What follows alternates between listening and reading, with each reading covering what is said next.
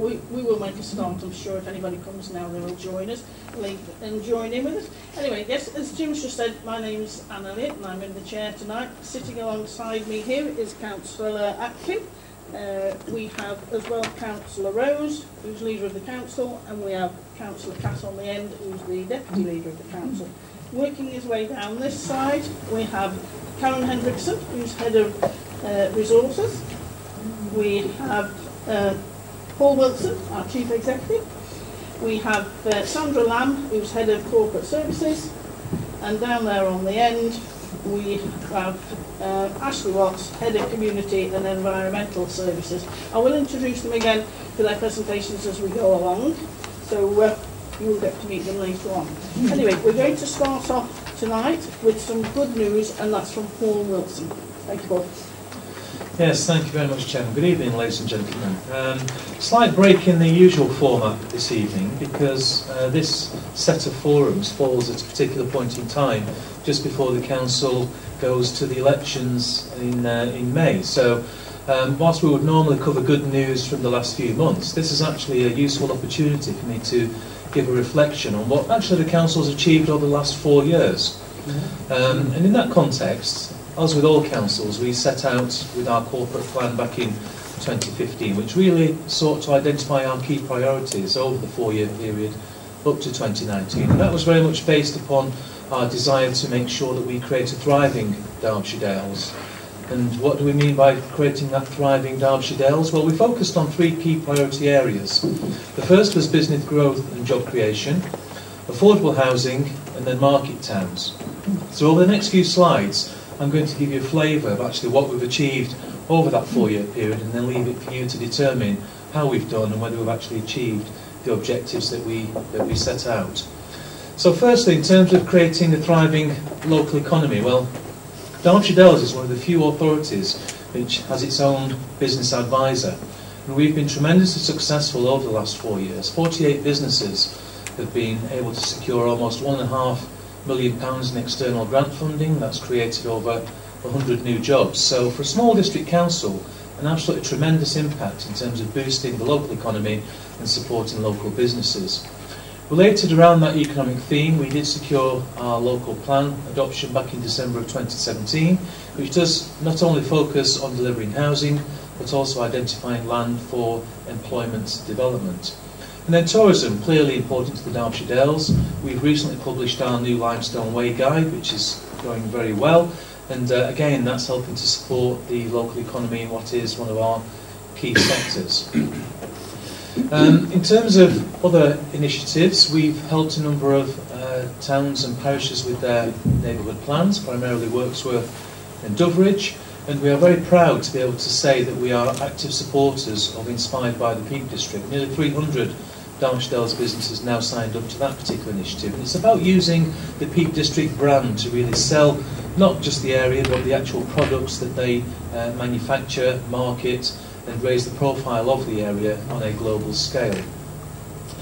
We're also very active in terms of our visitor economy, and we've helped with a number of Pedal Peak District grants to support businesses who are adopting cycle-friendly initiatives. And perhaps one of the key initiatives that we have managed to support over the last few years is the Tour of Britain and the Women's Tour of cycling events, which put the Derbyshire Dales on a national and global scale. We also support the Why Not Festival, not actively, but certainly through our environmental health team. We actually assist with the setup of that particular event and make sure that it runs in a safe way. And then the Derbyshire Building Control Partnership, of which we are a member, has been set up in the last 2 years, and that's really providing a one-stop shop for all building control advice across Derbyshire, and in its first year that's already turned in a profit. And our planning service is now delivering a chargeable pre-application planning advice service, and the income this year is circa £40,000, whereas previously that service would have been provided free of charge, but we're actually now delivering a better service and recouping some money back, which actually reduces the support the planning service receives from the council taxpayer. Affordable housing, a key priority for Derbyshire Dales. It has been for at least the last 10 to 12 years, and we're very proud to say that in this last 4-year period we've created 235 new affordable homes by working with our partners. But it's about much more than affordable housing. It's about supporting individuals who are in need of advice and guidance, and there's no better demonstration of that than the Derbyshire Dales Debt Advice Project, helping over 570 people over the last 4 years.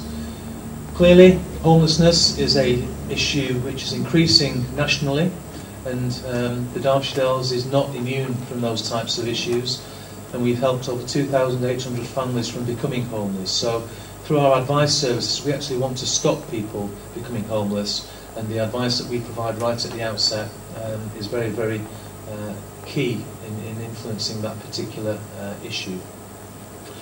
The Hurst Farm Regeneration Project is something which our housing team have been leading on in recent years. Again, we've secured £190,000 worth of funding, community-led housing initiatives, £380,000 worth of grants from government, and then the Transformation Challenge Award, again supporting affordable housing delivery at £80,000. So overall, a tremendous amount of money which is brought into the district through our housing initiatives, and actually our track record in delivery, which we are very proud of. A couple of other issues, I'm not going to go through all of these in detail, but housing advice is becoming ever more crucial in terms of we are an area which is having an ageing demographic, a lot more older people in the Derbyshire Dales, and certainly the advice that they need in their later years is quite crucial to making sure that they can continue to thrive in their own homes wherever possible, but also where that's not the case, they need access to good quality advice. And some of the initiatives that we've identified on that particular slide make sure that those residents receive all of the support that we can possibly give to them. Market towns was one of our other priority areas, and we've been very successful in terms of trying to stimulate activity within our markets. It's a very challenging area for the District Council because markets nationally are suffering. They are struggling in the same way that the High Street is struggling, but we've undertaken a number of initiatives to try and make sure that our markets stand the best chance of success. And the only real way that a market can survive is if people actually use it. And we've been given a lot of support to individual organisations in terms of trying to encourage more patronage of the markets, to rebrand them, to give them a much higher profile. And there's a couple of initiatives there which identifies the work which we've undertaken in that particular field. Very proud to say that through the activities of a number of our residents, the district is now a fair trade district. We achieved that status about 12 months ago, and in support of our market towns we are just about to publish our new events strategy, which again supports activities throughout the year. One of the issues the council is embarking upon is trying to be much more commercial in its approach, and last summer, when we was blessed with the fantastic weather, we staged our first Cowshed Beer Festival at the Bakewell Agricultural Business Centre over a weekend. That again was tremendously successful, and we'll be looking to hold a similar event this summer. We're very proud of our parks, in particular Hall East Park, which has been awarded Green Flag status for the 11th consecutive year. We've invested quite a lot in our town centres in terms of the big belly bins to reduce litter in our town centres, and we've supported our markets by introducing cashless payments. So again, trying to do as much as we can to make it easier for traders to trade within our market towns. Matlock Bath Illuminations continues to go from strength to strength. Over the last 4 years it has delivered a significant surplus, £145,000, and tremendous thanks must go to the organisers of that, Mr and Mrs Stevens in particular, but also the boat builders, because that event is nothing without the support of the boat builders and the community of Matlock Bath. So again, it brings people in to Matlock Bath at a time when the tourist season is perhaps coming towards its end. Supporting healthy communities. Perhaps the biggest single achievement of the council over the last 4 years is to negotiate a new leisure contract whereby the council retains ownership of our leisure centres, but we've actually transferred the management of those centres to Freedom Leisure. In exchange for that, there is a very significant financial saving to this authority over the next 10 years of around £5 million, but also the council is investing in those facilities by working in partnership with Freedom. And over £1 million will be invested in those facilities over the next 12 to 18 months. We've also undertaken improvements to our other facilities, swimming pool and gym extension refurbishments, prior to them being passed over to Freedom, And we've been very active in terms of our partnership work with Sport England, which again brings money back into the Derbyshire Dales to support a number of community-led programmes. Over 600 people completed our active health referral programme, and again supported by monies from the big lottery. Young people support in Matlock has benefited to the tune of £10,000. We've supported the community in Baslow by the provision of a multi-use games area, again through support from Sport England, and we continue to support our community sports clubs and activity within the communities themselves. Our Walking for Health programme goes from strength to strength. I mentioned earlier about the ageing demographic. We've now got more than 8,000 visits per year, which is a tremendous achievement. And some of the other initiatives around healthy communities, we are very keen to support local clubs wherever possible and community projects. And the Local Projects Fund is something that the District Council introduced 4 years ago, whereby every one of our 39 elected members has a sum of money which they can actually use to support local community projects. Again, that's been tremendously successful, and over 350 projects have been supported through that particular initiative. Delivering accessible services. Clearly, as a council, we are perhaps less reliant on people walking through our front door on a daily basis, but nonetheless, those customers still need access to our services. And we've invested a lot in trying to make sure that our services are available online at a point in time when the customer needs to access them. So our website traffic has increased tremendously over the last few years. We are now undertaking live broadcasts, such as this area forum this evening and some of our key committees and council meetings. And social media continues to increase as the District Council looks to boost its presence through those particular channels. And most recently, the District Council has invested some money which we want to further improve our customer website experience to make it easier for people to access council services. And really, that's where it comes to the fact that our prime objective is to deliver high quality services to our residents. And in 2018, we did undertake our online resident survey, which is sent to 700 residents who registered an interest in expressing their view and commenting on council services. And the figures there, I think, speak for themselves. Tremendous success of our residents in terms of Derbyshire Dales as a place to live, high satisfaction with the District Council overall, but we're not complacent, we can do better and we can improve. The Council, relative to the national average, is considered to deliver good value for money, and 83% of our residents feel well informed about the services that the Council provides. And all of that is in the context of a period of austerity, whereby every council up and down the country has had to make savings. And we've delivered that despite achieving £2.3 million worth of savings since 2014. So that in itself has been a challenge, and our members have risen to that challenge. But the primary objective for me and for my team and everyone who works for the District Council is to continue to deliver high quality services in the future as well as looking in the past as we do there. So thank you very much for listening. That's the end of my little stint, and I'm going to pass on to Karen.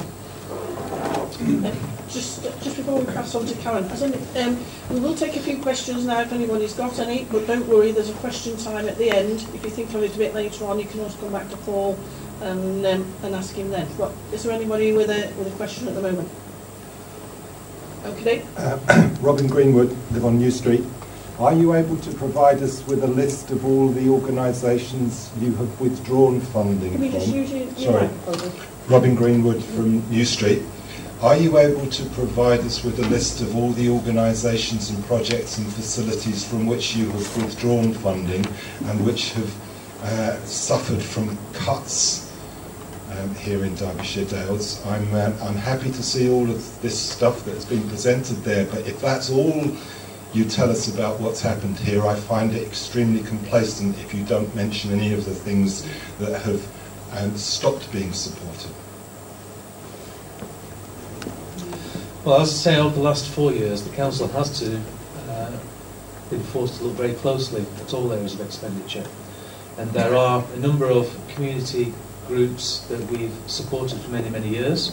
And whilst we'd love to always work with those community groups to make sure that they continue to be viable in the event the council is not able to support them, you know, we've always approached that type of issue in a way which does not seek to prejudice those particular groups.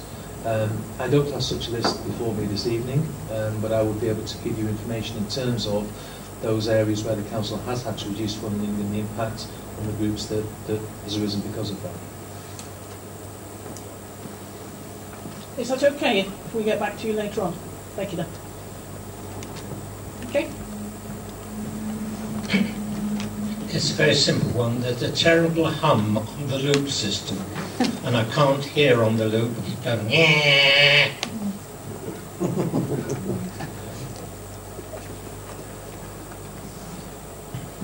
Any more? I'm not sure I've got a particular answer for that. That problem. Well, it's illegal not to have a working system. Is that anything that we can influence here, Jim? I doubt it. I don't know anything about the loop system, to be honest. Okay.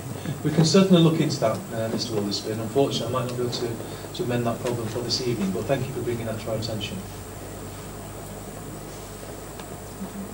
Well, if there's no more, I'll hand over to Karen. Thank you. Thank you, Chairman. I'm here to give you some information about the Council's spending proposals for 2019-20 and the potential council tax increase. Those of you who've been here at forums at this time in previous years will know that normally at this stage I give you the really bad news about how much our grant's been cut. But this year the government has been quite generous to us with our funding for 2019-20, and I'm pleased to say that they've increased our settlement funding assessment by 2.3%. The settlement funding assessment is the basic amount of business rates and grant that the government award to us. So last year that went down by 11%, and the year before that it went down by 20%.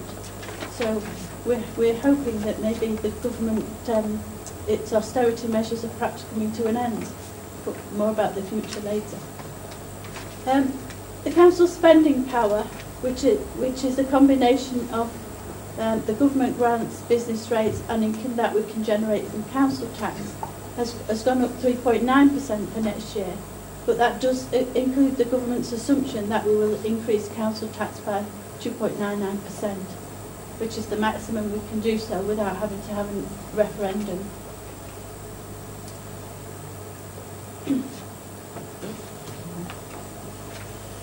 This slide shows the settlement funding assessment over the years, and you can see there how much it's reduced. And that explains graphically why we had to make the £2.3 million of savings that Paul mentioned before. And the sort of glimmer of hope is that it has gone up a tiny little bit for next year.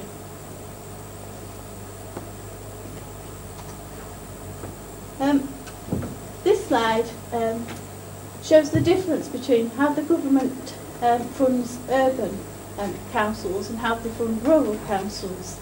It actually indicates the amount of funding that comes from council tax. So you can see that the mainly rural areas on the top line, around about 60 to 69% of the funding comes from council tax, comes from residents.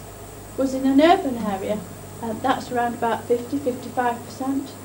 So residents in urban areas are paying a lot less towards council services than in rural areas.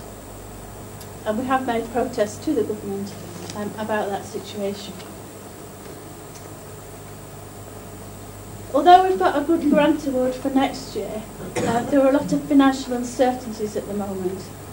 The government have just announced that they're going to do a comprehensive spending review, which is the review they do each year, around what amount of money they allocate to each of their departments, which in turn feeds down to local government. They've also announced two big consultation exercises, one that they call the Fair Funding Review, which is looking at how government grants are allocated to different levels of councils, and one on how business rates are shared between the government and local authorities. And both of those have the potential to have a significant impact on our funding. It could be positive, we might actually get more grants, or it could be negative. We might get less. At this stage, we really don't know. The new homes bonus is a grant that we get for any new homes that we build. It's supposed to reflect the additional burden of delivering services to those new homes. The government have only given us award for next year, and we don't know if that will continue thereafter, or if it will be wrapped up with the new grant system. At the moment, we get about £500,000 for new homes bonus. There are other cost pressures, such as welfare reforms.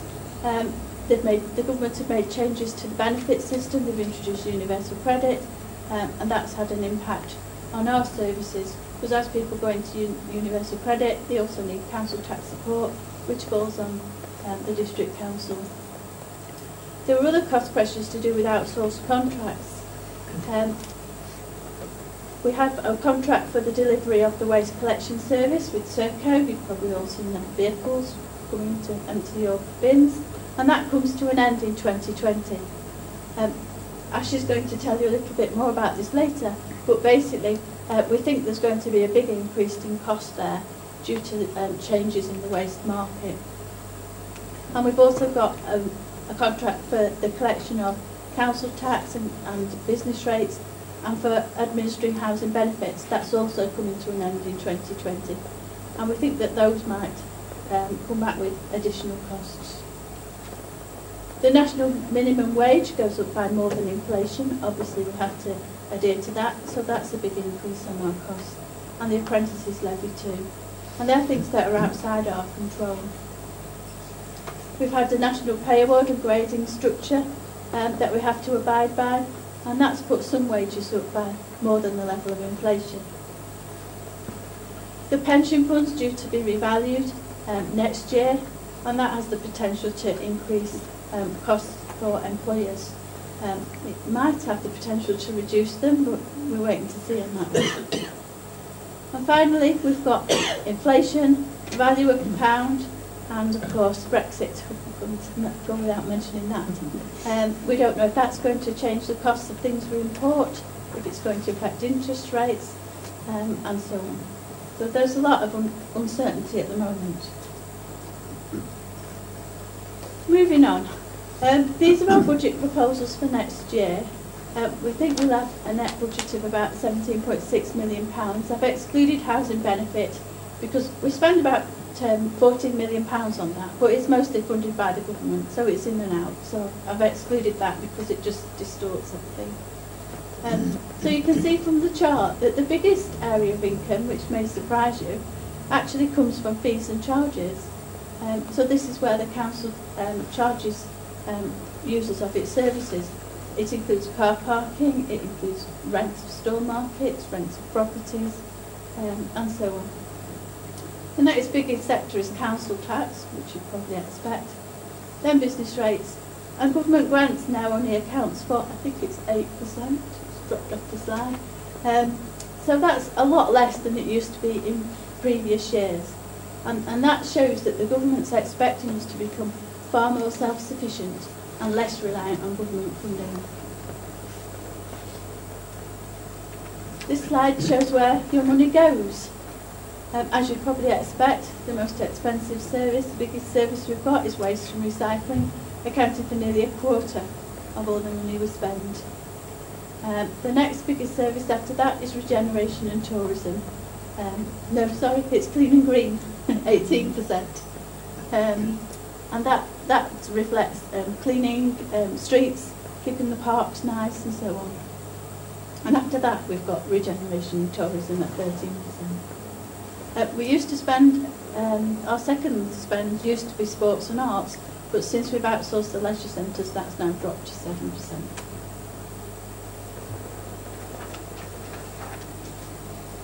Capital spending is spend on capital assets, so that's buying property, improving property, buying vehicles and so on, providing affordable housing. So you can see affordable housing is our largest area of capital spend, following the council's priorities, at £3.7 million. And most of that funding comes from Section 106 agreements or grants or capital receipts where we've sold other assets. Keeping the district safe and clean, that includes investment in parks and leisure centres, parks and open spaces, and also in buying vehicles to carry out those services. And the leisure centres, as Paul's already mentioned, next year we're planning to spend £0.6 million on improving our leisure centres, working with Freedom. This slide shows our medium-term financial plan. So at the top we've got our forecast spending, which increases by inflation, and then you can see we've got our forecast council tax income, forecast business rates income. We've brought in negative revenue support grant, which is an adjustment to the grant that the government were due to make this for 1920, but then withdrew. We think they might bring that back, so we've kept that in for future years. And finally, we've got government grants. One of the things that we've been able to do for 2018-19 and 2019-20 is to find some money that we can put in reserves. Basically, we've made some of the efficiency savings that are required early, and by making those savings early, we've got a slight surplus that we can now put into reserves to counteract some of the risks we see coming. I've already mentioned the waste contract risks of higher costs. So over this year and next year, we plan to be able to put about £500,000 into a reserve to help with potential cost increases later. We're also establishing a funding uncertainty reserve to help if we can't balance our budget in future years. So the council has a statutory duty to balance its budget, to be able to set a balanced budget and council tax. So the bottom line on this slide shows the savings that we need to achieve in the long term, and you can see that we need to save around £400,000 a year in future to balance our budget based on the assumptions for that plan. If we can't make those savings in time, because it's not actually that long until 2020-21, we'll use that funding uncertainty reserve to help us balance our budget.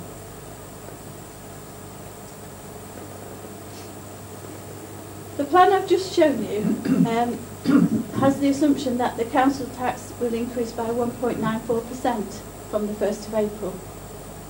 That's in line with the increases we've used for the last 2 or 3 years. That's actually option B on this slide. So 1.94% equates to £3.96 a year for brand new property, which is about 8 pence a week. But that still means that we have to save £400,000 a year. We're looking at other options at the moment. We could increase our council tax by £5, and that's what a lot of other authorities are doing nearby. The referendum principles are that you can increase your council tax by £5 or 3%. So one of the options we're looking at is to increase it by £5. That would mean about 10 pence a week for most properties, and that would reduce the savings target to £372,000. And the third option we're looking at, option C, is to freeze the council tax and have no increase. But that would mean we'd have to increase our savings target to £527,000. So there's a balance to be drawn between how much we increase the council tax now, or how much we have to cut spending and make savings or increase income in future.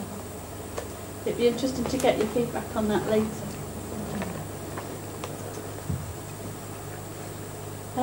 When we establish the savings that we do need to make, we've come up with an approach to saving those. It's getting more and more difficult. You've heard we've already saved £2.3 million. We've made the easy savings, and it's now getting harder and harder. But one of the main ways we look to achieving more savings is to work in partnership more with other organisations, or especially other local authorities. If we share costs, we should hopefully reduce them because of economies of scale. We're looking at transformation and organisational efficiencies. You heard earlier about moving to more digital, doing things more on the website. and that really reduces the need for some staff and saves money. Better procurement can save us money. Instead of buying something for 1 year, if we're going to a 5-year contract, you can normally negotiate a better price and so on. So we're looking at that as well. We're looking at better use of assets. You heard earlier that we've set up a commercial board. One of the things they're going to look at is if we can get better use of some of our less used buildings, use them for something else. Work with the private sector to develop them. It may not be so popular with residents, but one of the things we'll look at is extra income from sales fees and charges. Again, you heard an example of that earlier with the pre-application planning advice service that we introduced. I've mentioned commercial opportunities, and I've also mentioned that we've established reserves to use when needed in future. So we hope that all that will help. If I had a crystal ball and could look into it, the best that I could say is that I hope the position for our finances will be clearer this time next year, because by then the government will have completed its reviews and awarded the council its new funding levels. And I'm hoping that they look favourably on us. So that is the end of my presentation. Thank you. Thank you, Karen, for that. I know that was a lot of information to take in, but if anybody has got any questions, I mean, don't worry. If you do think of one, Karen will be here at the end, and she'll take that then. Mrs. Rains at the back. Thank you very much. I wonder if you could clarify, you mentioned the new homes bonus. What did you say this money goes towards? Did you say it went towards infrastructure? It just goes towards balancing the council's budget as a whole, but the theory behind it is that it recognises that when new homes are built there is an increased financial burden. On what? On the local authority from having to collect waste from those properties and so on.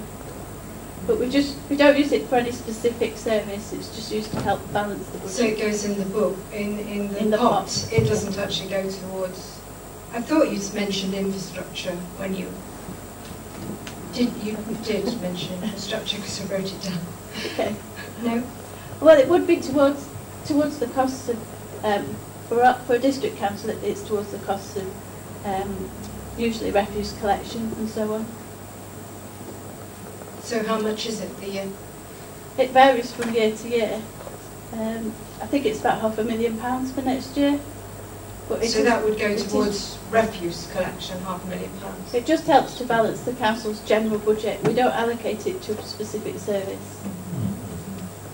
So it goes in the pot? Yeah. Right. Okay, thank you very much. Thank you. Yeah, Dr. Elizabeth, there we go.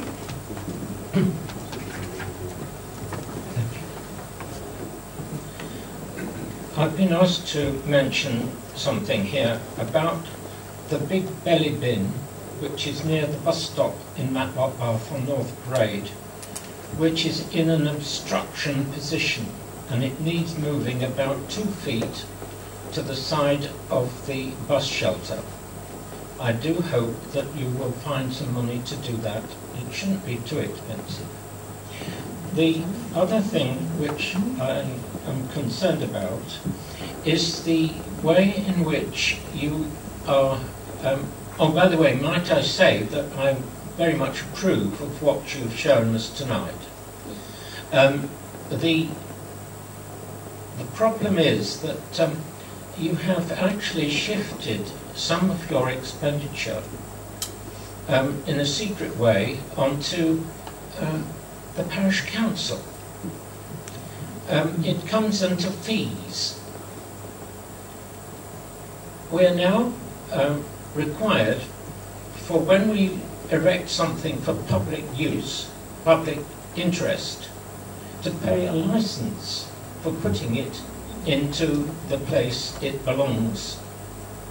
Whereas previously, if we relieved you of doing something like that, it didn't cost you anything and it didn't cost us anything, except for making a very nice display. Now, one of the things which has not been mentioned tonight is the fact that you as a council have decided in your wisdom, and I'm quite happy about it really, because I think you need to balance your books, and that is removal of garden waste.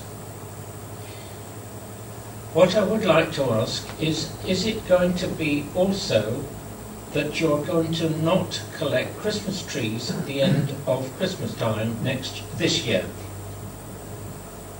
That's my question. Ashley, are you taking that first? I will do, thank you.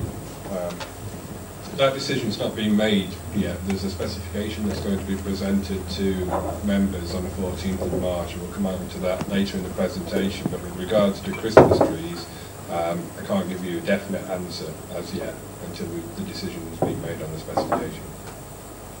Yes, but the main thing about these levies and so forth is that our residents are being charged twice. Once for what they're paying extra to the district council, and also what is included in the precept, so that parish council can do things which at no cost to yourselves, but you pay, you seek for a levy on these licences and so forth, which have to be renewed as well. I'll come back on that, Chair. The licence is for a use of land, and it secures and ensures that the land is used for a particular purpose, covers the district council from an insurance point of view, and clarifies responsibility for repair of that land if necessary, or if an event is taking place and something unfortunate happens, it ensures that responsibility sits with an event organiser. It's not just for parish councils or town councils, it's for anybody that is. Well, that's the point. The parish and town council are actually public bodies. And why are you charging other public bodies to do the work that you might also do? Surely we're relieving you of expense. Just to add another voice, just to clarify that is something that we've learned this year in our fees and charges, and you will find that parish councils and town councils now have a concession on those charges where the event delivers community benefit. So you will see a reduction, but it is a necessary cost to mitigate risk to participants. Well, it never used to be, and nobody has sued you, I think. Okay, thank you. Thank you for that, Sandra. Any more? Oh, Mr. Mummett, here we go. Yeah. Good presentation, Carol, to start with. Clear, precise. A lot for us to absorb.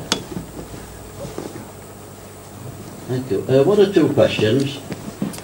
With regard to affordable homes, you say you've got a 17... what was the amount you paid for affordable homes? A large chunk of the... Capital spending was £3.7 million. For affordable homes? And is that to build affordable homes then? We generally give that in contribution to developers, to other housing associations. So what happens to it then? They build the homes, and then the council works with the housing association to allocate the homes to residents. So, just a few facts and figures then. A 3.7 million, that will build, £1 million will build about, say 10, make it easy, 10 £100,000 houses. So 3.7, you're looking at building, that's equivalent to building 37 affordable homes. Now those 37, if you multiply that, they're going to be rented out, presumably, around about, I don't know, I'd say £400 a month. So that's in round figures, £5,000 per month income times 37.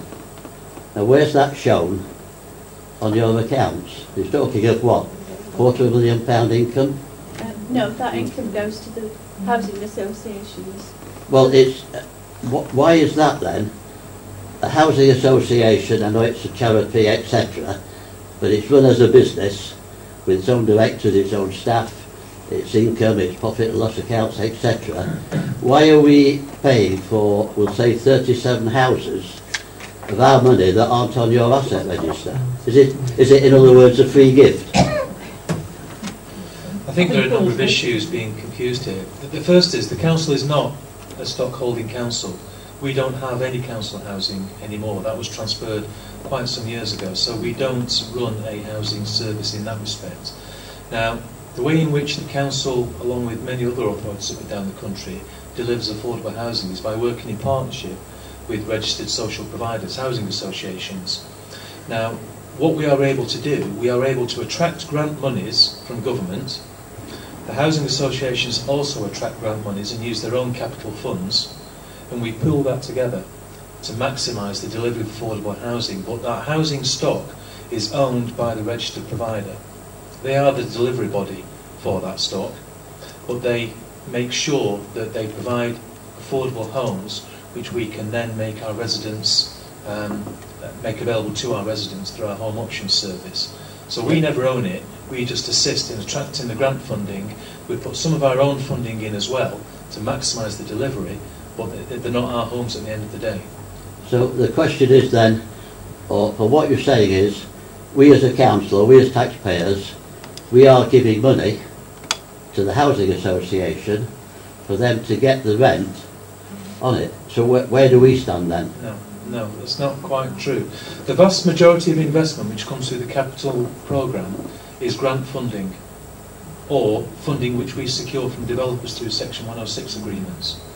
The council can, and it has done in the past, put some of its own funds in, but the vast majority of that 3.7 million will not be council taxpayers' money. It's money that we've attracted from external sources, and also includes money from the housing providers themselves. So we use our expertise and our ability to attract monies to make sure that they can deliver as many affordable homes as possible. And are you then in charge of who has those houses? You know, do you have somebody on the housing list and you allocate X number for those houses? The council runs its own housing allocation service called Home Options, and people can actually bid for those homes against clearly defined criteria, and homes are awarded based upon you satisfying those criteria. Right, okay. Can I continue? Yeah. The other thing, you mentioned 106 agreements, money coming on in. Now, is this money from, say if a builder wants to build houses, and I'm particularly going to refer to the one going out of Matlock, before you get to Matlock Golf Club, on the right hand side, where there's a mini estate of, I would say, houses at 300,000 plus, certainly not affordable houses. Am I right in saying that you put a 106 agreement on the basis of, I know it's a community tax or whatever you call it, in lieu of affordable homes? And do you put a charge on that then, and then where does that money go to? It can be delivered in one of two ways. Either the homes will be built and provided on site and then passed to a registered provider at nil cost, or we will secure Section 106 contributions from that developer, which then goes into that £3.4 million investment we've just spoken about. So we can attract money from developers from a number of different sites, and they use that as match funding, if you like, along with grant funding, and then that is used with the registered provider to secure units on an open market development site. What sort of money are you talking of? Do you put say that particular development of many millions of pounds of the houses, is it based on the value of the houses, or how do you work that, what that charge will be? Well, there's a formula contained in the local plan as terms of how much affordable homes should be provided on a development site, and where a financial contribution is involved, there's a clear criteria laid down in policy guidance as to what that should be. So it's effectively a charge per house for a set number of homes which will meet the affordable housing quota. Right, yeah. Can I just, one more quick one? One more, yeah. You mentioned on the increase of the tax this year, and you always quote Band D of 10p a week, which I mean is neither here nor there. Now, certainly mine, I'm looking at probably, on your figures, over £2 a week. So how many people, when you talk of people who are going to only pay 10p a week, what percentage of people that pay council tax is in that bracket? Band D is what the government call the average. I can't answer your question directly at the moment about how many people are in that bracket or what proportion, but I can certainly find out the answer and let you know. Okay, good. Will that be okay for you? Yeah. Good. If Cameron gets back to you on that one. Good. Okay. Do we have any more? So don't worry, you can always come back in at the end under question time. But can you just throw the end slide up again? Is that possible? There was an email address there. If you get home, please email Karen with any other points that you want to raise. And I think that was before the 7th of March. Look, it's finance@derbyshiredales.gov.uk, and she would appreciate anything that you want to put forward. Okay. Right.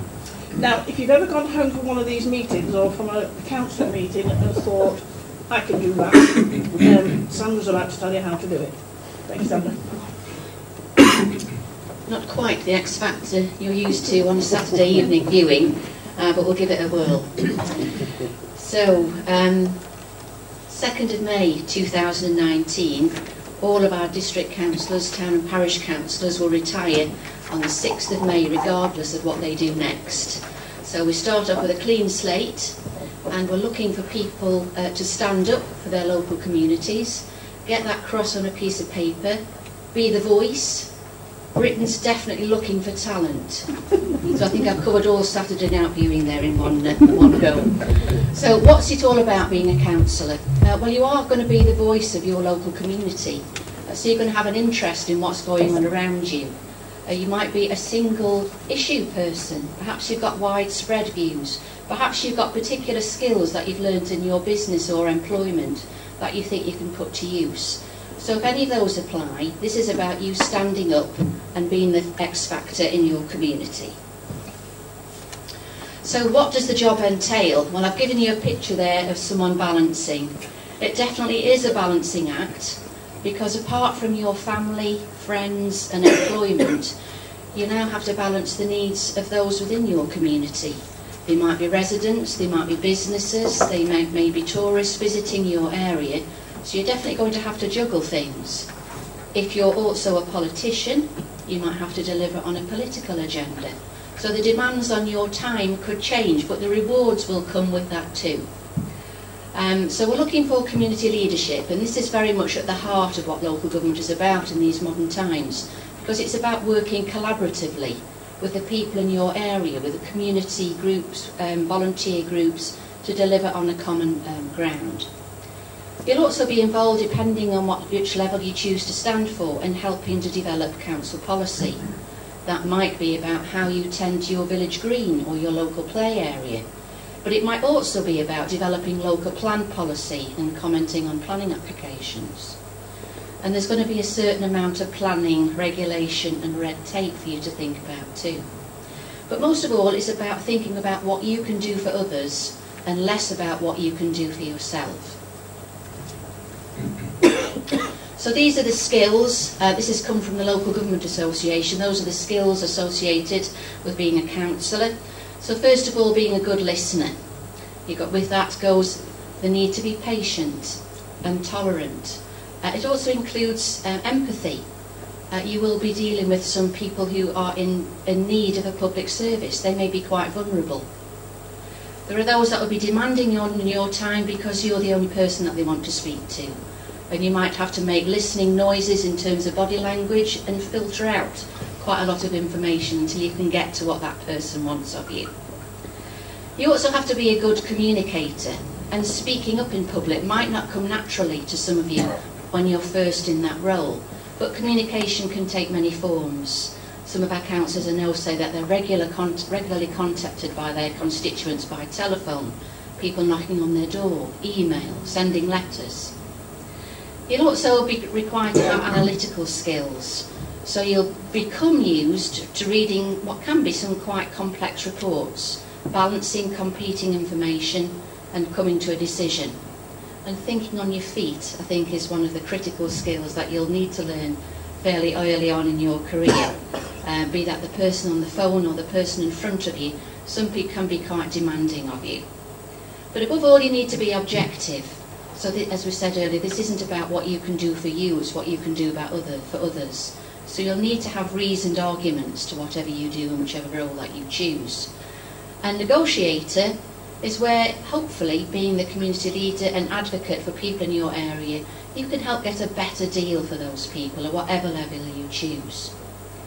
And working with IT, unfortunately or fortunately, depending which way you look at it, is definitely the way forward. At district council level, you'll see all councillors with iPads glued to their hands. More and more we're seeing town and parish councillors using IT because that's what your constituents will use.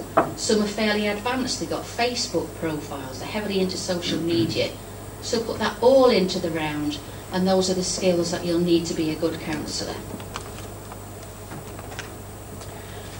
So we have at Derbyshire Dales what we call the Member Development Working Group, and we're talking about what we can do to promote democracy. So my role tonight is just to promote an opportunity for you to become involved. It's not my job to get involved in politics, but these are what real people say, and these are real people that currently work for the District Council as a councillor. So they've been elected to public office, and these are genuine comments. I promise I have not edited them at all. But people do think that they have an impact on the big decisions affecting the Derbyshire Dales, and they do become the voice of the community. The one that I quite like is that it's, on a personal level, it can be a new life challenge. I think that's another way of saying it can be quite challenging at times. But those are what real people have to say. So some of the frequently asked questions: what do you need to become a councillor? Well, the rules haven't changed. Anyone over 18, be a British, Commonwealth or European Union citizen. And when I was reflecting on this earlier, I asked Simon, who was at the back of the room, what kind of statistics have we got? And our youngest councillor ever became elected at the age of 25. 46 years later, the career path is still developing. And this last intake, we had 2 young councillors, 26 and 27, and quite unusually, in this last council, we had 2 new babies born. And our oldest councillor, elected in 2015, was actually 83. So you can see there's a wide breadth there. Everyone has got something to offer. Things that you can't do, you can't work for the council that you choose to stand for, and there are some of the technical things up there that you must avoid. Now they are disqualifications which I cannot advise you on. You would need to speak and get independent legal advice, because that can come back to haunt you. I have a disability, can I be a councillor? Well, obviously we have a duty to make it a level playing field, a public equality duty to make sure that you have all that you need to do the job well. And at district level we have a scheme of allowances where each councillor is paid a basic allowance to cover stationery, telephones, the kind of things that will get you through the month. Some councillors have greater responsibilities, committee chairman, leader of the council, that kind of thing. They will get a special responsibility allowance. And at parish and town councils you are able to claim reimbursement of expenses. So on the time front, coming back to the balancing act, it really depends on what you want to put in. So those figures from 5 to 20 hours a week have been updated since I published this slide. I looked earlier today and there was a census of district councillors last year, and the average is now 23 hours a week to be a district councillor. Again, it depends on what you do. If you're a member of the planning committee, you can see that rise considerably, because that is a big commitment. If you're a member of the district council's planning committee, it meets on a 4-weekly cycle. It has lots of site visits and meets itself for about 2.5 hours. So the next steps, should you choose to rise to the challenge, first thing you need to do is decide whether you want to represent a political party or whether you want to be independent. And that goes in a description box on the ballot paper. And independent is just one word, independent. It can't be anything else that might give rise to it being a political party. And in the 1920s, there were 2 or 3 main political parties. This morning I looked, there are 337 political parties registered in the UK. And the 3 that I like the most, in no particular order, as they do on those reality programmes: Psychedelic Future, the Pirate Party UK, and Get Snouts Out of the Trough. Other political parties exist. If you wanted to create your own political party, perhaps you've got a local cause. There is one, for example, in Chesterfield, Independents at Chesterfield in North East Derbyshire, shortened theirs to Candy. They're independents, but they want to represent a particular area. You can't do that unless you register as a political party, and you do that by going through the Electoral Commission. So if you want to stand independently, start building your profile, get people to know who you are, what you stand for, and what you can promise through the ballot box. Get a nomination pack, which you can now download from our website.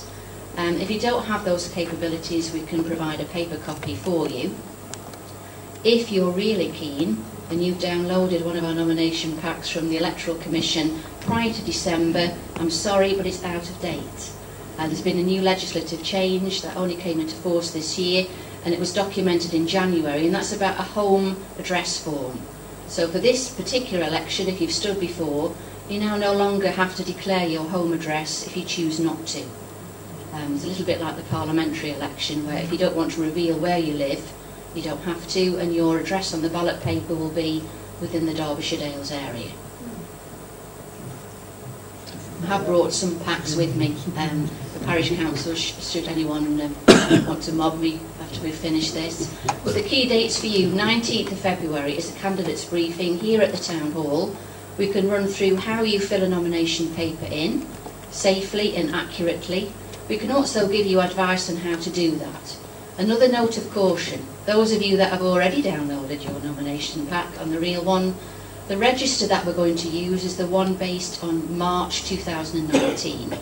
So the electoral numbers that you will require may not be right, but we will be giving all candidates electoral registers, but the qualifying register is the March one. Nominations start on the 19th of March, opening hours 10 till 4 p.m, all the way through to 4 p.m. on the 3rd of April. That's the period of nomination. Now for Derbyshire Dales, we're looking at a minimum of 518 parish councillors, 39 district councillors, so that's quite a big number to get through. So what we urge you to do is make an appointment so we can go through your nomination paper properly. And there are set rules on how you can deliver that to us. Again, on the 9th of April, when we know how many contests there will be, because I have to be honest, not all parish councils will be contested. Some may only have 5 seats, so they might just have 5 candidates. That's enough.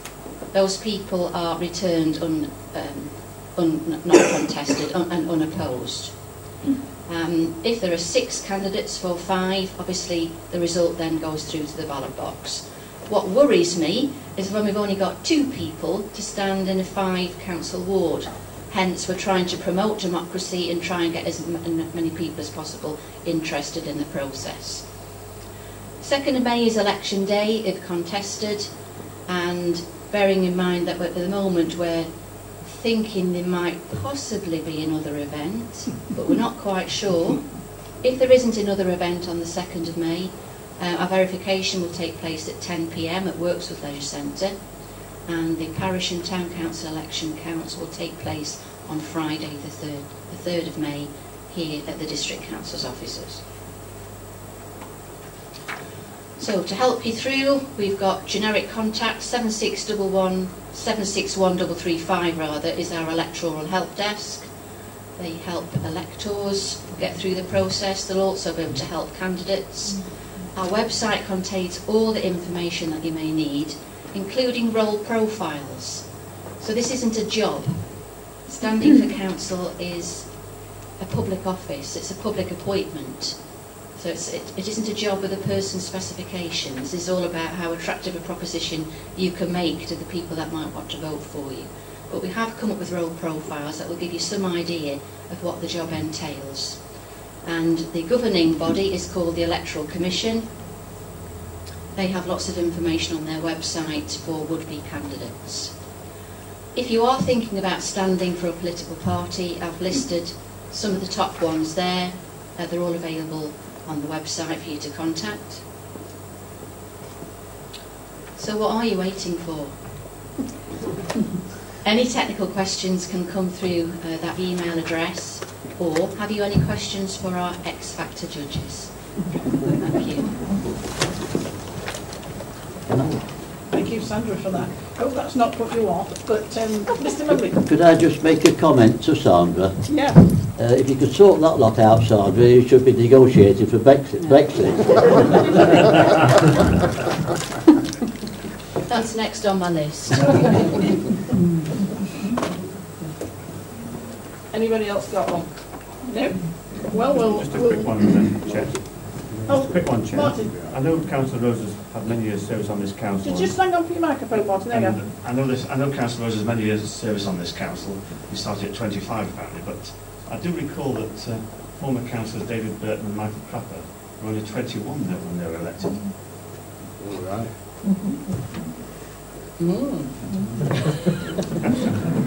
I didn't laugh the pace there.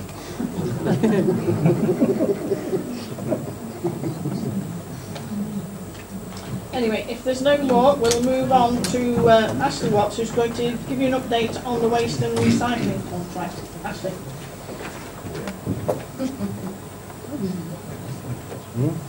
Thank you. Just to give you a quick update on where we are with the waste and recycling contract, you will have seen in the local media, and probably some of you get abreast of what goes on in the committees. We're currently looking to renew the waste and recycling contract that we have. We've put up there our challenge, and I think challenge is very much the right phrase there. What we're trying to do is balance the needs of our residents with an affordable contract, and affordability is the challenge in itself. Our residents have been very clear what they want from the waste contract through the consultation that we've done. It's making sure that we can deliver that in an affordable manner. And Karen touched on the pressures that we're facing earlier. We already know that the value of the current contract is not possible going forward. The time when we went out to procure the current contract, the market was very buoyant. We were able to get a very solid contract that had liability that sits with the contractor. We had a relatively stable commodity market. We don't have that at the moment. In fact, we have quite the opposite. We have seen increased general costs for contract management, vehicle costs have increased, staffing costs have increased, and on top of that we are seeing fluctuations in the commodity market in terms of the value for recycling. Our contractor gave us some statistics that when we were previously out in the market for a waste contract, plastic was worth around £40 per tonne to a contractor. Currently it costs them around £5 per tonne to get rid of it. So there is a real fluctuation there that we have to factor in on top of the baseline increases in costs. So where are we at the moment? We have formed our project team, so we have an internal project team as well as support from an industry expert or consultant. We have support on procurement on a contract of this value and of this complexity. We've been through public consultation. We've had discussions with other local authorities to consider opportunities for joint working, whether that be for the actual collection contract itself or for aspects of procuring a contract such as legal support or procurement support. Unfortunately, due to the timing of other contracts expiring and when other authorities are going out to the market, it's not been possible to tie any of those together in this contract. we've started discussions to try and align contracts as we go forward to see if they're possible in the future.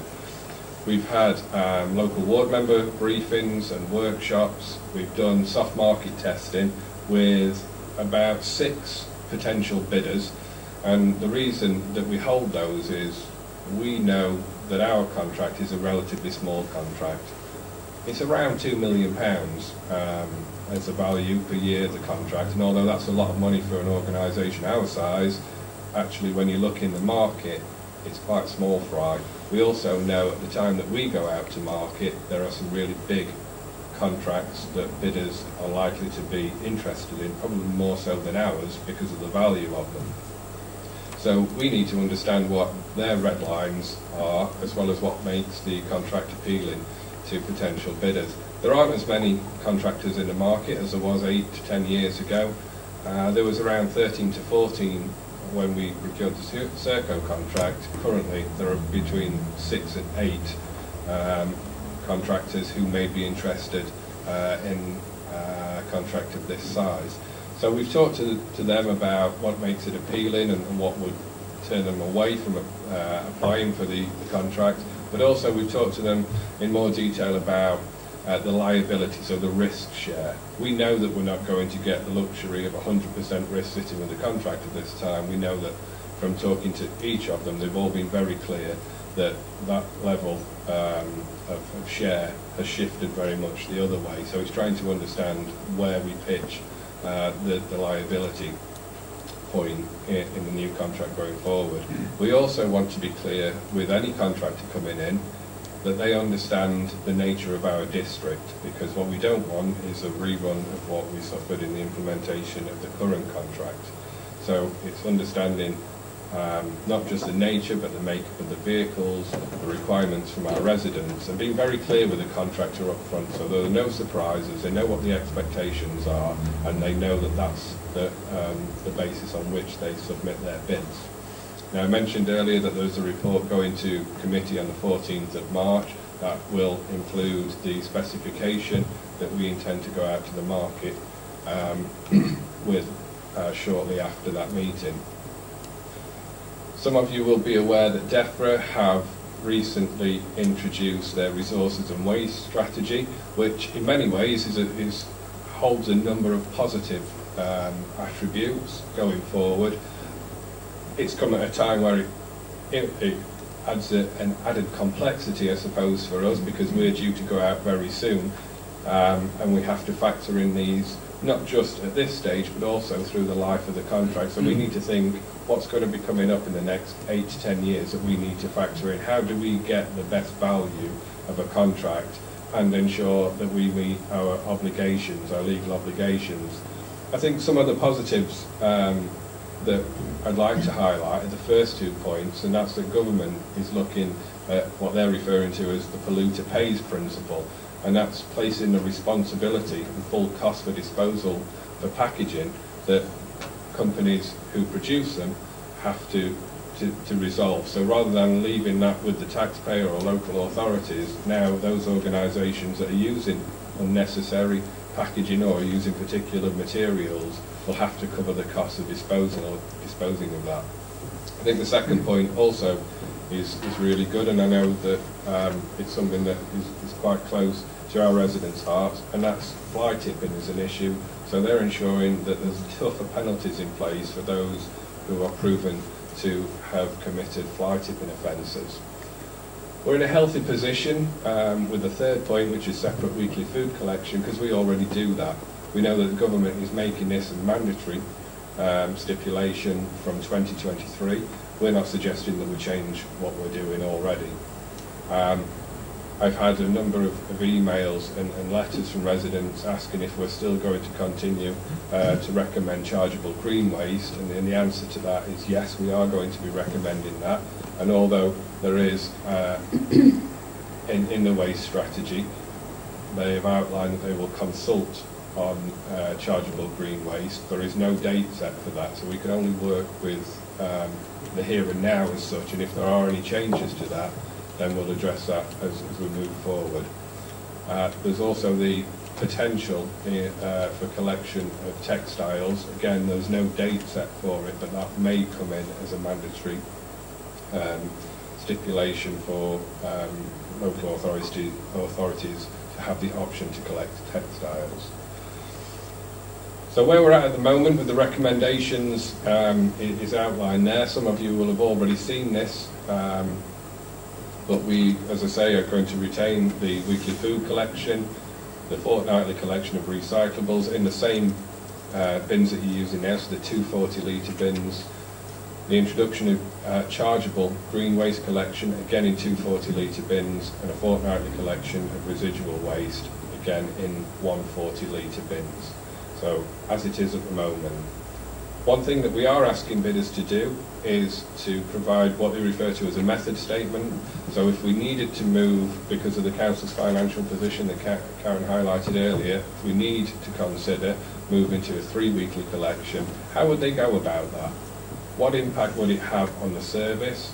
What would they do to mitigate the pressures that that would put on residents? That may include things like opt-in, we refer to them as absorbent hygiene products, that's nappies essentially, and textile collections. And also, what would they do in terms of communication and education to support it?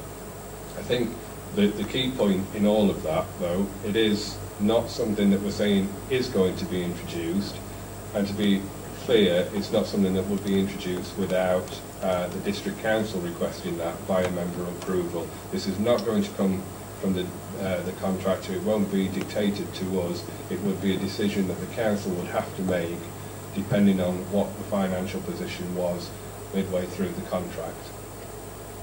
We've also included in the specification that we would like to reduce the number of properties that are on sacks and move to bins. We've identified a few over the last year or two that we think we can move to that, and we'd like to continue that curve. Other requirements will be mainly focusing around the feedback that we've got from the public consultation, and that's keeping a relatively simple process and configuration of bins. So people will continue to have their bin collected on the same day each week. The containers that we have at the moment will remain. There won't be an increase in containers unless there's a possible introduction of textile sacks, but again that will be a sack collection rather than an additional bin. And we're looking to utilise technology to improve the service. So we're going to have what we refer to as an in-cab system.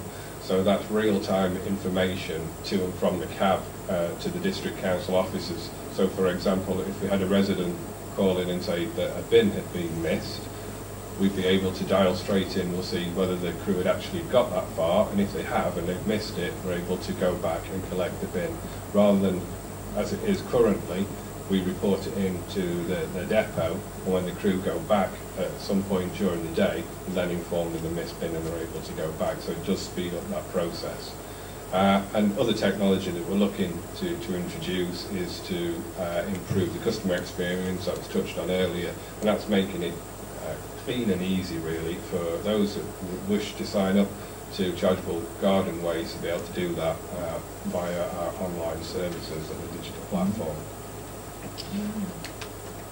The 14th of March, I suppose, is the key next step really, the next big milestone, and that's looking for approval from members on a specification that we put forward, taking into consideration the points that I've just discussed.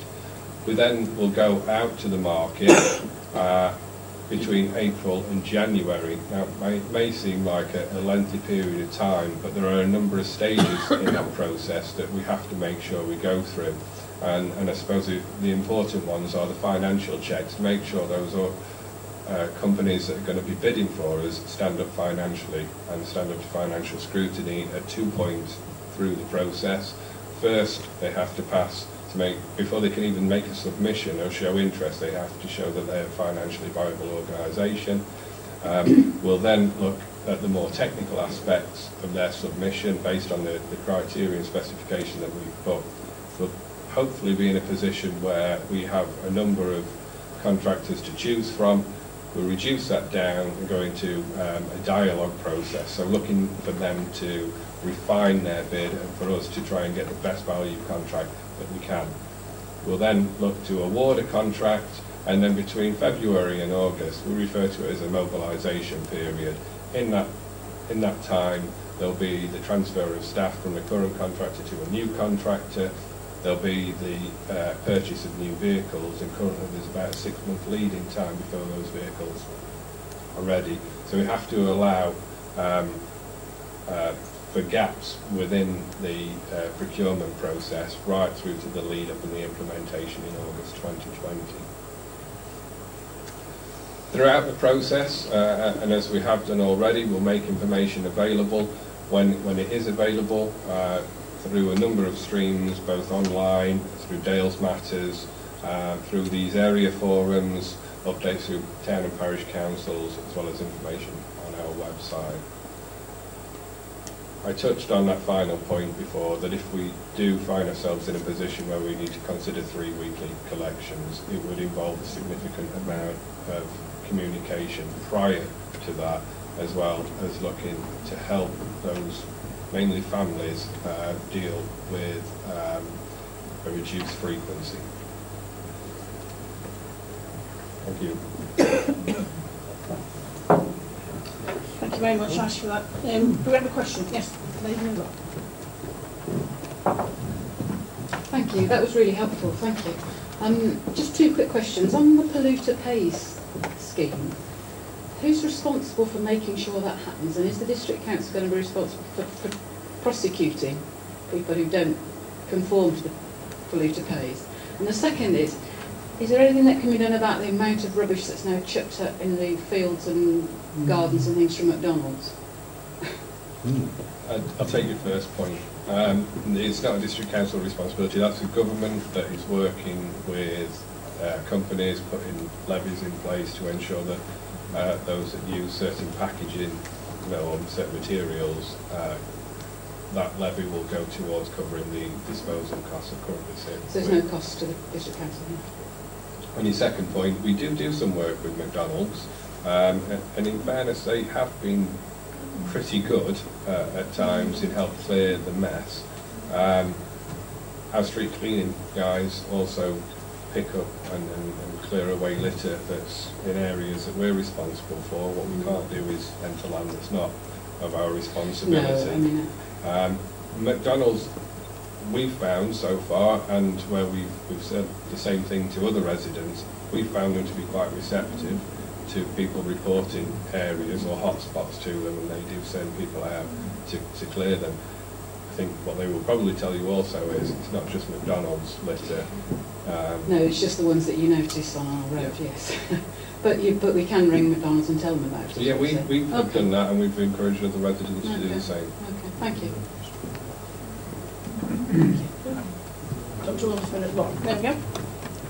This is a simple one. I noticed that you're proposing to go to a 3-week collection of the grey bins. Is that correct? Not quite. No. What we are saying is that the recommendation is that it remains the same as a fortnightly, but we're asking contractors to put forward what the impact would be if the council needs to move to 3 weekly. Are there any financial benefits or not? I wonder if you would circularise the local population of rats, because they certainly like overfull bins, and I have a caddy with the corner chewed off.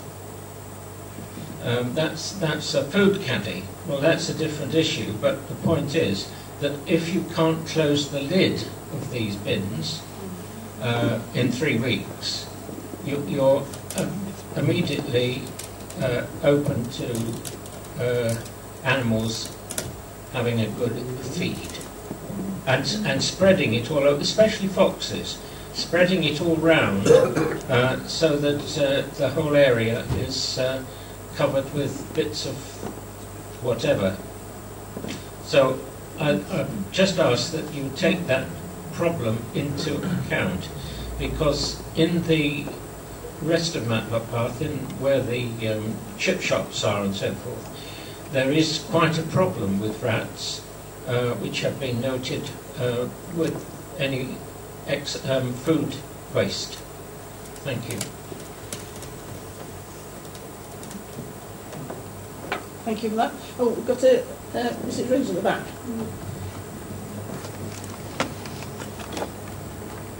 So, getting back to this new homes bonus and the infrastructure, could the money from this be offset towards collecting your rubbish, our rubbish? Is that what could be used? Well, as Karen's already said, the homes bonus that the council receives effectively supports the bottom line of service expenditure for the whole of the council. So it's not ring-fenced to any one service at all, but it's £500,000 the council receives every year, which supports council service delivery. That's the way it's always worked, and we will propose to continue to use the money in that way. Okay, I'm just querying because I know somebody in my village who's a single lady who's paying £100 a month council tax. Because she's a single person, she gets 25% reduction in her council tax. And she's saying to me, do you think I'm getting good value for money? We live in a village called Tansley, as you know. What do the district council give us other than emptying our bins and coming round and cleaning our streets maybe twice a year? So I really hope that you don't go to 3 times, and I think it's very sad that one of the main things that we're paying for is being cut, which is our refuse collection. Presumably there is enough space when everybody goes to take their garden rubbish to the tip. So is that being expanded? Because there's going to be an awful lot of garden rubbish. Most people haven't got facilities in their garden to get rid of it. The green bins are full in the summer. There seem to be quite a few issues that residents are going to have to sort out, or is there going to be a lot of tipping? Well, the first point I would make is the service isn't being cut. The only change well, to it the... is, beg your pardon, if you're stopping doing something, that's a cut, isn't it? Well, we're not stopping doing anything. Well, you're stopping collecting the green, which we've been having, and as we've accepted. No, we're not stopping doing the green. Collection of green waste is a discretionary service. We don't have to collect green waste. This council has done for the last 6 or 7 years. So in order to make the contract more affordable, as with many authorities up and down the country, the council has resolved that it will introduce a charge for garden waste. Those residents who don't need that service don't have to pay for it. There is no other change to the council collection arrangements over and above what you already have. You will still have a fortnightly collection. You will still get your bins emptied on the same day. The only issue that the council is exploring as part of this contract renewal, which we will only do once every 8 or 10 years, is to ask the question, should circumstances change, is there any benefit in this council considering moving to a 3-weekly service? That's the only question we've asked. The members have been quite clear that there is no decision being made to move to a 3-weekly, and even if the council were to consider that, that would require a separate decision of the council at that time. There is no other change to the service apart from the introduction of a chargeable green waste service, which, as I say, is discretionary. We know how much that's going to be. Continue using, giving the Christmas trees removed, which are not usually removed by the contractor. And we've answered that question earlier on. The specification. Yes, but I haven't got an answer. Because the council hasn't decided on that issue yet. I can only advise you. What are you recommending? Because you have hold all the keys. We haven't got that far yet in the specification. That's what the 14th of March debate will be about.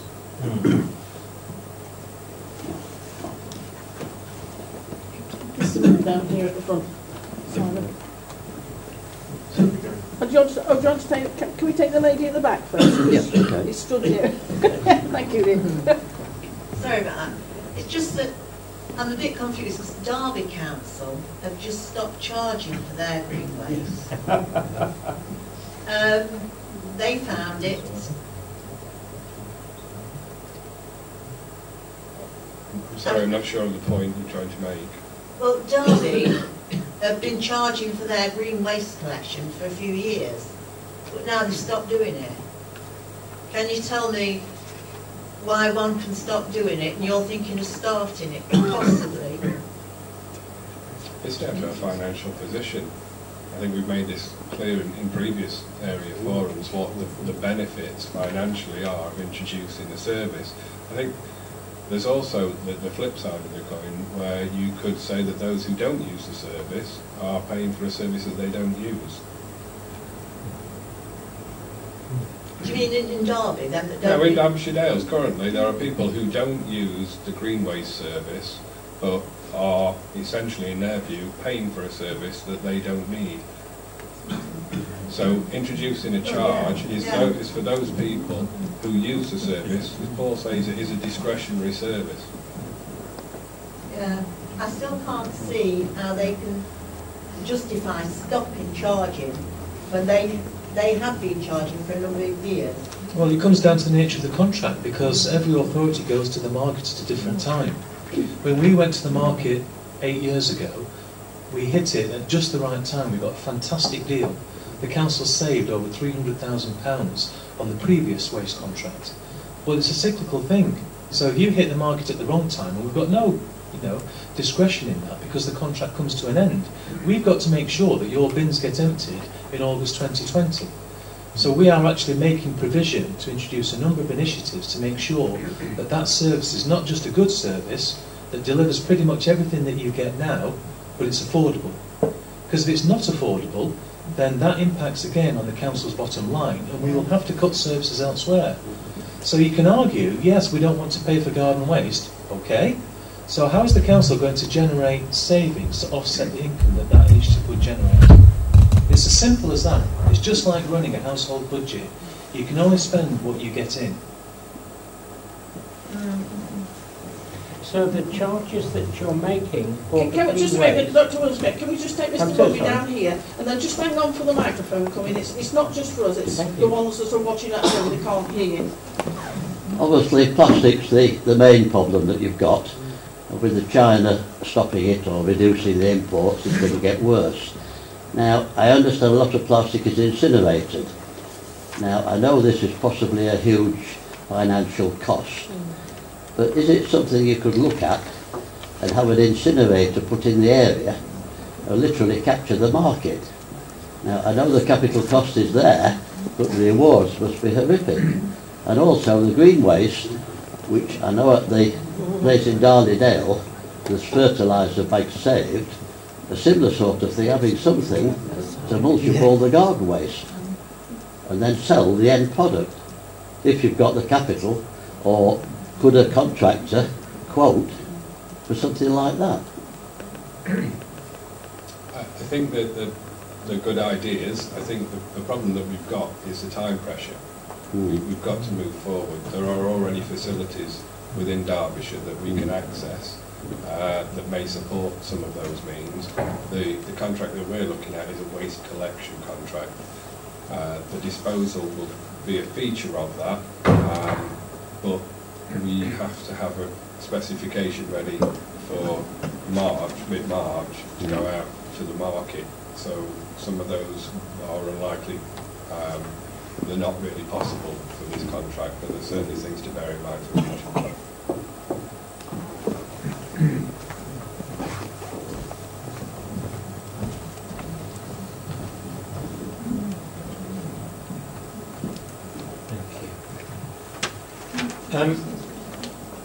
I think the question I want to ask is, have you considered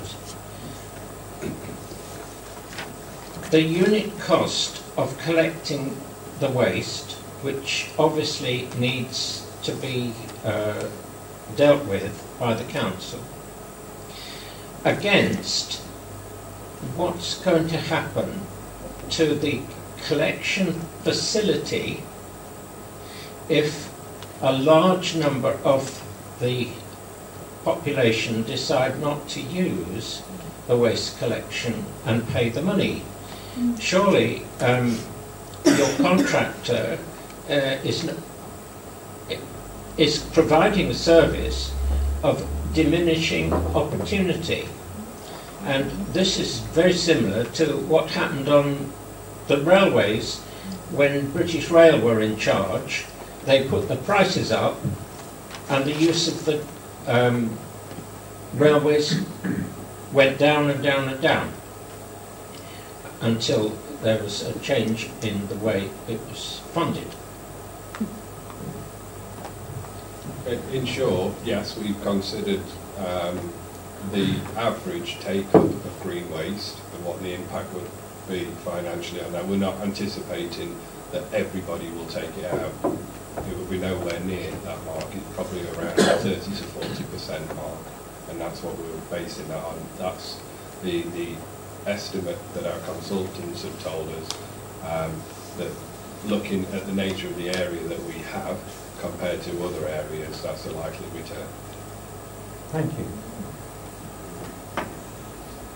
We'll now move on to question time. This is an opportunity to bring anything up tonight that's not been covered on any of the topics by the panel here. So if anybody's got anything else that they would like to ask.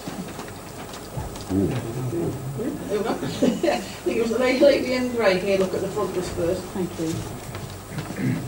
Hiya, I'm here representing quite a few of the residents of Old Hackney Lane. We've been getting extremely worried about the traffic, the speed of the traffic on Old Hackney Lane. For those of you who don't know, it's the road that runs from the A6 up to Smedley Street and is used as a shortcut by lots of people, especially those who are going to County Hall employees. It's very narrow, it has pavements sometimes on either side, sometimes there's no pavements, it's very windy. It's a very, very old lane. We've become increasingly concerned about the speed of the traffic. Residents have contacted us to say that they're too scared to walk out now, people in wheelchairs, people with buggies. We have a neighbour who's got macular degeneration who's scared now to walk out. There's many, many more children now using the lane to get to school because of the new estate that there is now. And they come straight out of the new estate, straight onto Old Hackney Lane where there is no pavement. It's a sort of little cut through to the estate. There's 8 new houses now been built down Old Hackney Lane. There's more children there, and we just understand that there's likely to be a large number of houses built where Old Hackney Lane meets the Darley House estate. That could be 70, 80, 90 cars egressing onto Old Hackney Lane from the new housing. I understand that's not been agreed, but that could happen. We're not expecting that the council has any money to enable us to put humps or cameras or chicanes or anything like that in, but we really would like some help in how we encourage people using the road to drive at 30 miles an hour. There was a traffic survey done about 8 years ago when there was a new house being built, and the average traffic was 36 miles an hour. Now on a 30 mile an hour road you don't expect the average to be 36. And really, we're asking you, and there's some of us here representing Old Hackney Lane, to just advise us on what we can do about that. Can I just say, we have your county councillor here. Do you know what councillor I do? Do you want a word now, or do you want to talk to the lady after the meeting? I'll as you know, the county is the highway authority. I mean, I do use Hackney Lane myself a lot.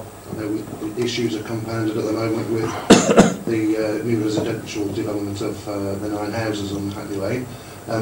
If you like, I'll have a word with you after the meeting, see if we can get together, get some officers from county, and see if we can get Crest down and start doing some traffic surveys and start. That'd be great, yeah. Thank you. Thank you very much. Thank you, that. Was it? That's it. Yes, the gentleman there, look. Thank you. Chris Earnshaw, District and Parish Council. Clearly you're still short of funding from what you've said tonight. And what I'm concerned about is whether you're likely to cut any of your discretionary functions, as obviously as a parish council we've got interest in that situation. Thank you.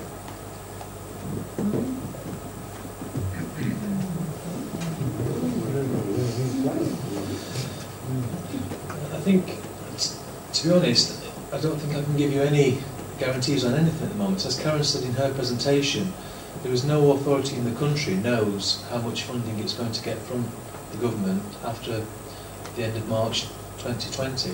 And until we know how the government is actually going to fund local government services per se, we are really, at the moment, just trying to work on a number of scenarios, some of which may prove to be accurate, some of which may be wildly inaccurate, because there is such limited information available as to what the future holds in terms of funding and settlement grants that, as I say, from our point of view, it looks like we've got £400,000 still to find. But that figure could increase significantly, it could actually come down to a lot less than that. But we really won't know until probably this time next year. But, you know, as with all services that we deliver, we want to prioritise service delivery to our communities, and it will be very much a last resort to cut services. That's why we're looking at opportunities to try and grow our income and do things differently, make ever more efficiencies in order to try and make sure that we can balance the books.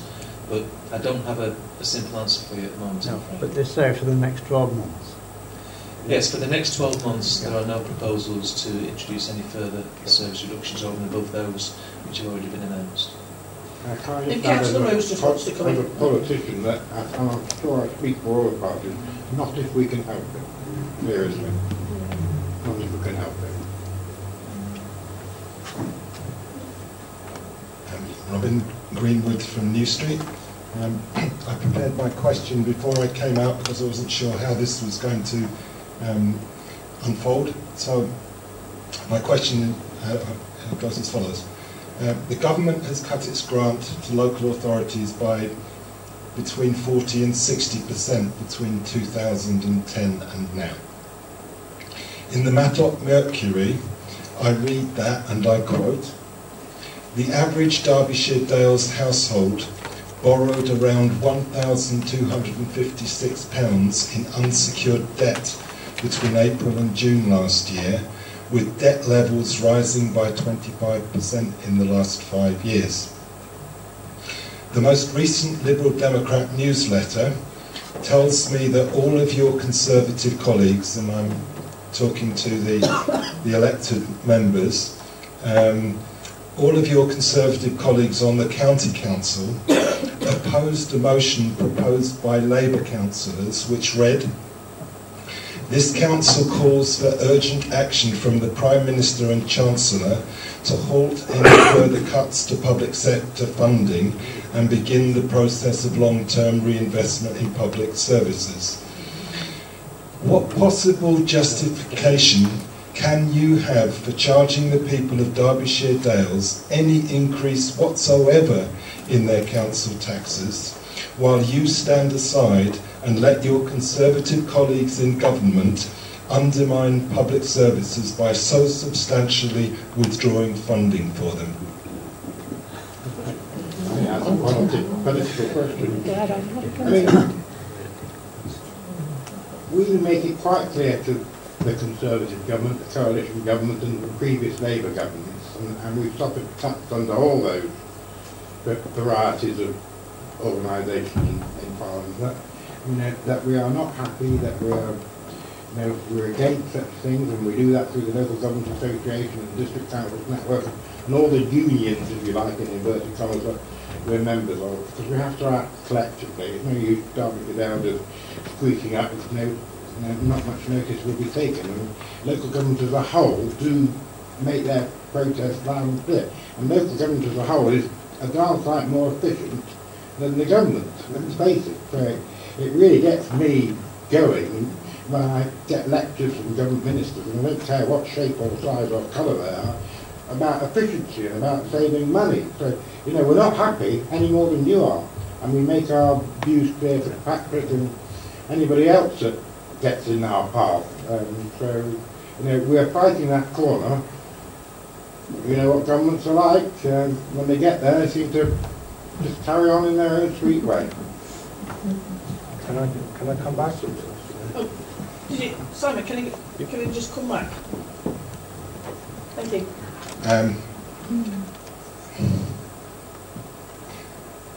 you're right. I am making a political point. There is a programme on Radio 4 which is about statistics. I've forgotten its name, but I listened to it some years ago, and it's stated very clearly that statistically every year there is a 3.5% transfer of wealth from the less well-off to the better off.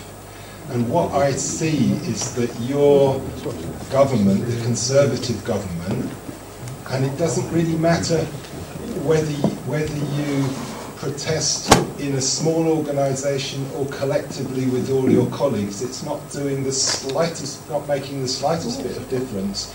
And what I see is that you are presiding over the worst reduction in public services that I've seen in my lifetime. And I don't like it, and I want you to know that. We don't like it either.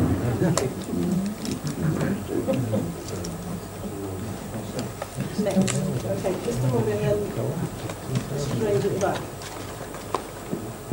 Thank you. Just before Christmas, a colleague of mine in Sheffield called me up to say, had I seen an article of the Matlock Mercury on the internet? And what did I think about it? Well, being an oldie, I'm not on the internet.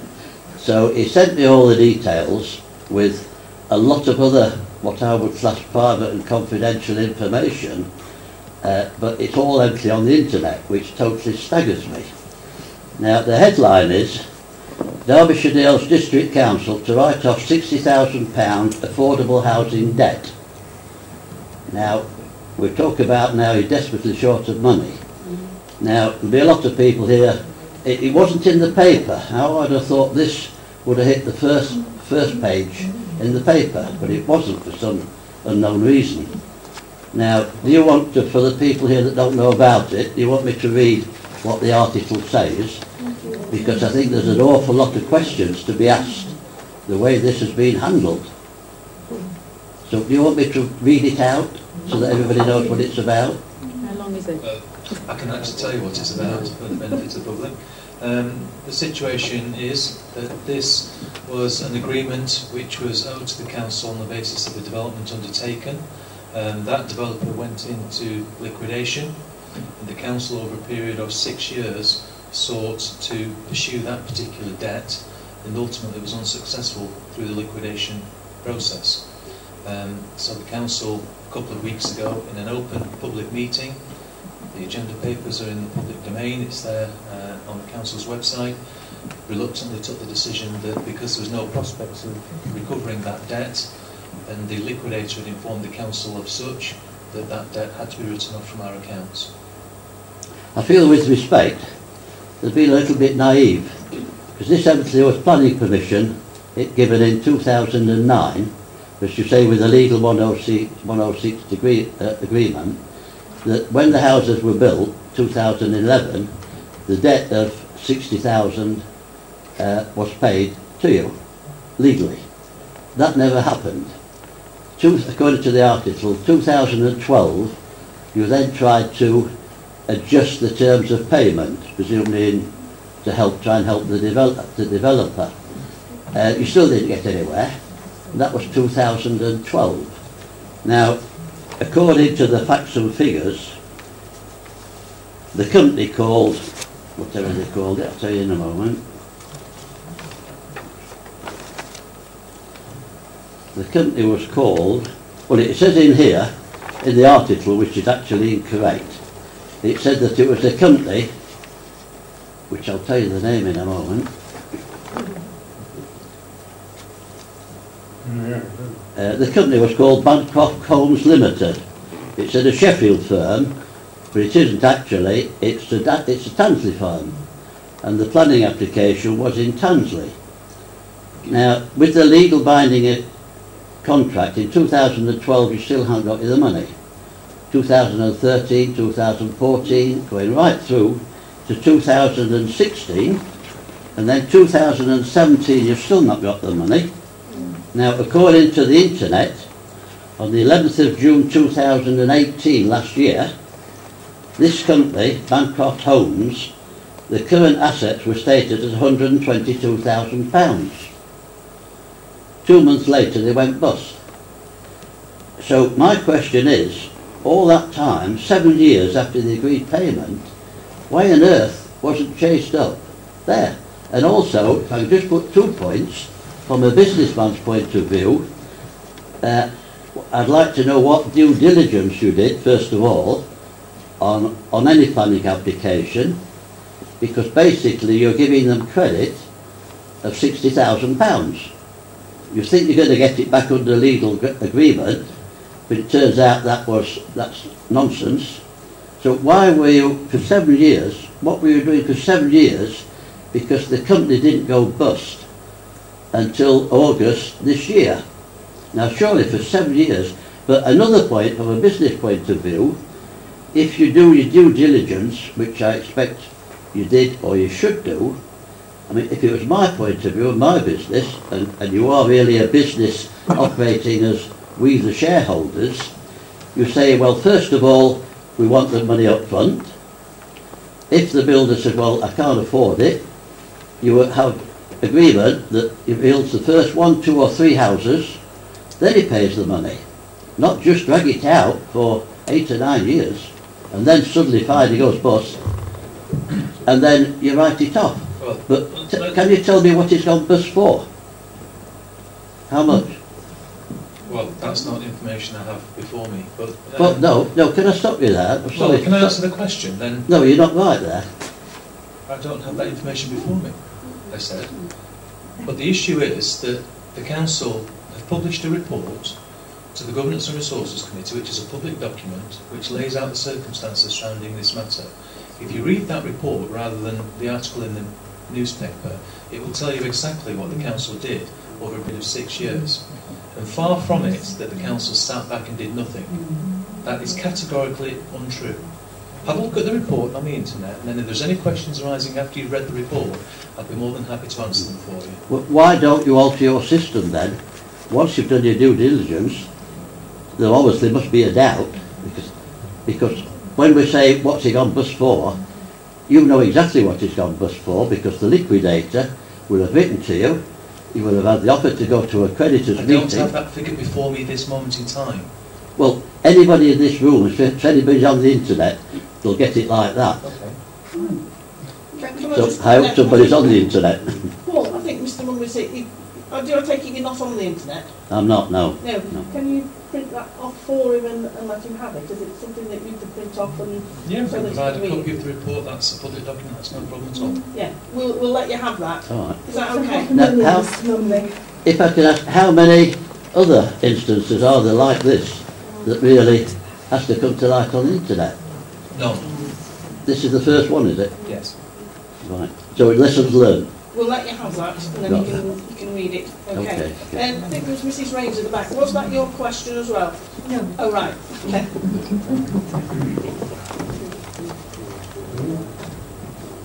No, it wasn't my question, Mr. Mumby, but the answer is £500,000. That's the answer to your question, and it's public knowledge. Okay. And it was brought up at the last meeting, so it's not private knowledge. My question is, can an applicant amend a planning application that has been submitted to the local planning authority? Does any amendment have to be within the scope of the time limit for the consultation period? So can an applicant amend a planning application when he submitted a planning application? Can it be amended by him? And if so, is there a time limit for that amendment to take place? Yes, a planning application can be submitted, can be amended after submitted, and there is no time limit. It's for the authority to determine on the relative materiality of that amendment. So if it's a major amendment, can it be amended on, for example, if there was a planning meeting on the 11th, could an amendment come in on the 10th and be online on the 11th, the same day as the planning meeting? Could it be on that day and be a legal amendment? Is there are there no rules? comes down to the materiality of the amendment. You clearly have a case in mind, which I'm not aware of, but it can come down to the materiality of the amendment. As well, to if, your for example, 3 not. houses were built, for example, and there was an amendment, or it was said to be an amendment, about not putting something into the application, and it was then taken to committee when the amendment came in, for example, on the 10th of the month. Well, I was don't... on the 11th of the month on your planning portal, and the planning committee met on the 11th.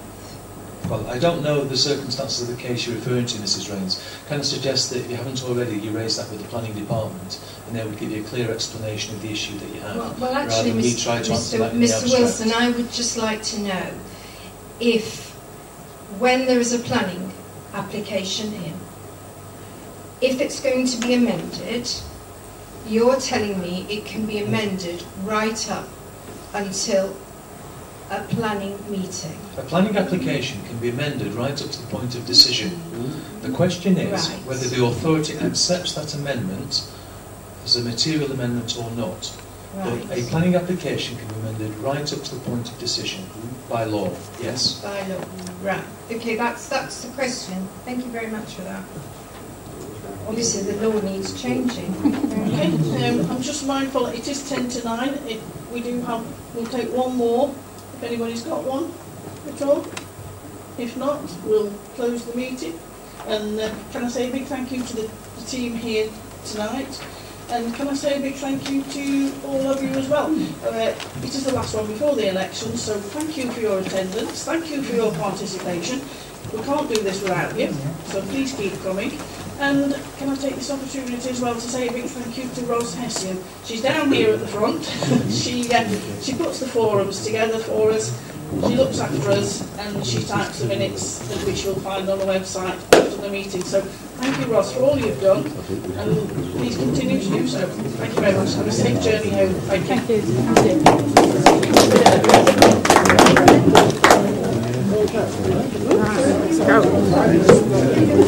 Let's go.